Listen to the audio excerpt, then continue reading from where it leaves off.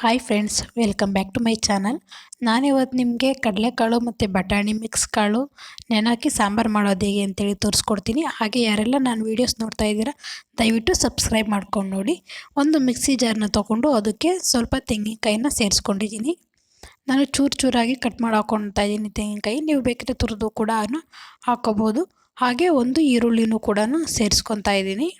ಈರುಳ್ಳಿ ಮತ್ತು ತೆಂಗಿನಕಾಯಿ, ಇದಕ್ಕೆ ಮೀಡಿಯಮ್ ಸೈಜು 2-3 ಟೊಮೊಟೊನ ಸೇರಿಸ್ಕೊಂಡು ಇದನ್ನು ನುಣ್ಣಗೆ ಪೇಸ್ಟ್ ಮಾಡಿ ಇಟ್ಕೋಬೇಕು.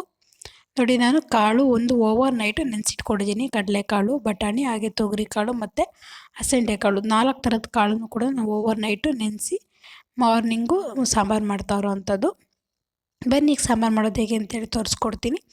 ಗ್ಯಾಸ್ ಮೇಲೆ ಒಂದು ಕುಕ್ಕರ್ನ ಇಟ್ಕೊಂಡು ಸ್ವಲ್ಪ ಅಡುಗೆ ಎಣ್ಣೆನ ಹಾಕ್ಕೊಂಡು ಎಣ್ಣೆ ಬಿಸಿ ಆಗ್ತಿದ್ದಾಗೆ 1 ಟೇಬಲ್ ಸ್ಪೂನು ಸಾಸಿವೆ ಹಾಕ್ಕೊತಾ ಇದ್ದೀನಿ. ಸಾಸಿವೆ ಸ್ವಲ್ಪ ಚಿಟಪಟ ಅಂತಿದ್ದಾಗೆ ಸ್ವಲ್ಪ ಕರಿಬೇವಿನ ಸೊಪ್ಪನ್ನು ಸೇರಿಸ್ಕೊಂಡು ಕರಿಬೇವಿನ ಸೊಪ್ಪು ಸ್ವಲ್ಪ ಫ್ರೈ ಆಗ್ತಿದ್ದಾಗೆ ಏನೋ ನೆನೆಸಿಟ್ಕೊಂಡಿದ್ವಲ್ಲ ಕಾಳು, ಆ ಕಾಳನ್ನು ಕೂಡ ಸೇರಿಸ್ಕೊತಾ ಇದ್ದೀನಿ. ಈಗ ಒಗ್ಗರಣೆಯಲ್ಲಿ ನಾವು ಕಾಳನ್ನು ಚೆನ್ನಾಗಿ ಫ್ರೈ ಮಾಡ್ಕೋಬೇಕು. ಆಗ ಸಾಂಬಾರು ತುಂಬ ಟೇಸ್ಟಿಯಾಗಿ ಬರುತ್ತೆ. ಇಲ್ಲ ಅಂತಂದರೆ ಕಾಳು ಹಸಿ ಇರುತ್ತಲ್ವ, ಅದ್ರ ಸ್ಮೆಲ್ಲೆಲ್ಲನೂ ಕೂಡ ಹಾಗೆ ಇರುತ್ತೆ, ಸಾಂಬಾರು ಟೇಸ್ಟಿಯಾಗಿ ಬರೋದಿಲ್ಲ. ಇದನ್ನೆಲ್ಲದನ್ನು ಕೂಡ ನಾವು ಚೆನ್ನಾಗಿ ಫ್ರೈ ಮಾಡ್ಕೋಬೇಕು. ಹಾಗೆ ಯಾರೆಲ್ಲ ಸಬ್ಸ್ಕ್ರೈಬ್ ಮಾಡದೆ ನೋಡ್ತಾ ಇದ್ದೀರಾ ದಯವಿಟ್ಟು ಸಬ್ಸ್ಕ್ರೈಬ್ ಮಾಡಿ ಸಪೋರ್ಟ್ ಮಾಡಿ. ಹಾಗೆ ನನ್ನ ವೀಡಿಯೋಸ್ಗೆ ಲೈಕ್ ಮಾಡಿ ಸಪೋರ್ಟ್ ಮಾಡ್ತಾಯಿರಿ. ಈಗೇನ ನೋಡಿ, ಈಗ ಕಾಳು ಚೆನ್ನಾಗಿ ಫ್ರೈ ಆಗಿದೆ. ಒಂದು 5 ನಿಮಿಷನಾದ್ರೂ ನೀವು ಫ್ರೈ ಮಾಡ್ಕೋಬೇಕಾಗುತ್ತೆ. ಆವಾಗ ಚೆನ್ನಾಗಿ ಎಲ್ಲನೂ ಕಾಳು ಚೆನ್ನಾಗಿ ಎಣ್ಣೆಯಲ್ಲಿ ಫ್ರೈ ಆಗೋಗುತ್ತೆ. ಈಗ ಇದಕ್ಕೆ ನಾನು ರುಬ್ಬಿಟ್ಕೊಂಡಿದ್ವಲ್ವ ಆ ಮಸಾಲೆನೂ ಕೂಡ ಸೇರಿಸ್ಕೋಬೇಕು. ಹಾಗೆ 1 ಟೇಬಲ್ ಸ್ಪೂನ್ ಅಡುಗೆ ಅರಿಶಿನ ಸೇರಿಸ್ಕೊಂಡು ಮತ್ತೆ ಫ್ರೈ ಮಾಡ್ಕೊತಾ ಇದ್ದೀನಿ. ಒಂದು ಸ್ವಲ್ಪ ಹೊತ್ತು ಚೆನ್ನಾಗಿ ಅಡುಗೆ ಅರಿಶಿನ ಕೂಡ ಸೇರಿಸ್ಕೊಂಡು ಫ್ರೈ ಆದಮೇಲೆ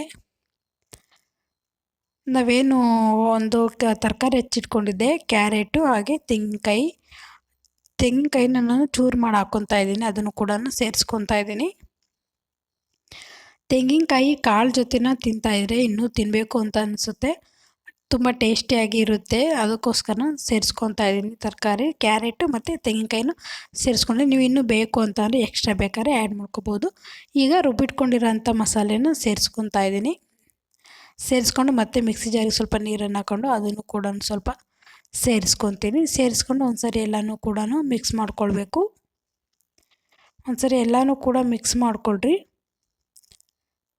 ಮಿಕ್ಸ್ ಮಾಡಿಕೊಂಡು ನಿಮಗೀಗ ನೀರು ಎಷ್ಟು ಬೇಕು ಅಂತೇಳಿ ನೋಡಿಬಿಟ್ಟು ನೀರನ್ನು ಹಾಕ್ಕೊಳ್ಬೇಕಾಗುತ್ತೆ. ನಾನು ಹುಳಿ ನೋಡಿಬಿಟ್ಟು ಹಾಕ್ಕೊತಾ ಇದ್ದೀನಿ.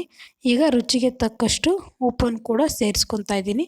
ನೀರು ನಮಗೆ ಎಷ್ಟು ಬೇಕೋ ಅಷ್ಟು ಸೇರಿಸ್ಕೊಂಡು ಆಮೇಲೆ ರುಚಿಗೆ ತಕ್ಕಷ್ಟು ಉಪ್ಪನ್ನು ಹಾಕ್ಕೊಂಡು ಒಂದು 3 ಟೇಬಲ್ ಸ್ಪೂನು ಧನಿಯಾ ಪೌಡರು, 1 ಟೇಬಲ್ ಸ್ಪೂನ್ ಅಚ್ಕಾರದ ಪುಡಿನ ಸೇರಿಸ್ಕೊತಾ ಇದ್ದೀನಿ.